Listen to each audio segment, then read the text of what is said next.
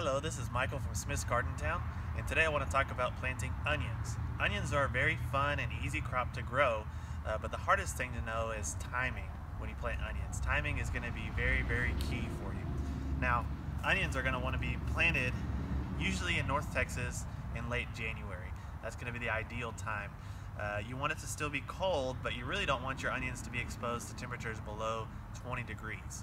And you also don't want it to be too hot. So what you want to do is you want to plant them, like I said, in late January. And what that'll do is to give them time to mature before it gets really warm in the spring. Because once it turns really warm, these plants are going to want to go to seed and they're going to bolt, and that's when the onion turns really hot. So if you want a nice, sweet, flavorful onion, you'll plant it in late January, and then they'll be ready to eat before the weather turns really warm. Now, the easiest way to plant the onions is by buying onion slips. Now, onion slips are going to come in a bundle like this. I've actually got a half a bundle of a white onion called 1015Y, and I've also got a half a bundle of some red onions. You can see the difference there. Now, your soil needs to be nice and soft. I've said this before, and I'll say it again, that if you can't dig a hole in your soil with your hands, then your soil is too hard. This is going to be especially critical for onion development because they're not going to get a big bulb if they can't spread, and they're not going to be able to spread if they don't have a nice soft soil. So when you're planting these onion slips, you're just going to get your soil nice and level. You want to work in lots of organic material because onions are pretty heavy feeders, and so if you've got nice soft soil with organic material, then it's time to go ahead and plant. So you'll separate your onion slips out.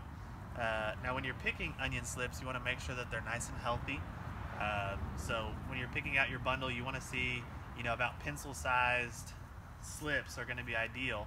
So something like this, that's going to be really nice to give you a really great plant. So separate your onion slips out, get your soil nice and level, and then just with your finger, you're going to make a little hole, put your slip in there, and pack it in a little bit. And then for the next one, you're going to want to come about 4 or 5 inches apart is all you have to do. And then put the next one in. Now, how deep do you want to plant these? It's pretty easy to tell.